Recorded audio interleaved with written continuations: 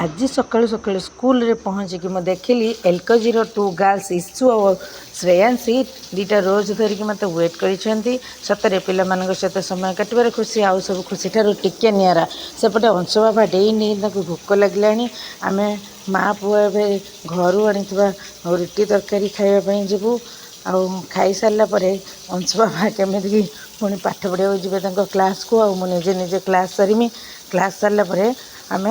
Room को फेरला बेले मोर मुँह किसी एमती देखा जाऊला कारण मत प्रबल भोक लगुला आ शिखेबी केमी आप 15 मिनिट लंच बनैकी खाइबे। फास्ट गोटे पट गैस ऑन करके पानी गरम करी मो अरुआ भात बसईदेली आउ गोटे पट चूल्हे बसैली प्रेसर डायरेक्ट फास्ट प्रेसर लंका तेल जीरा फुटण पियाज टमाटो दे कंचा मुग जाई धोईकी पकईदेली फास्ट सीटी मारलिनी आउ गोटे सीटी होगला स्वादिष्ट मुग डाली आउ अरुआ भात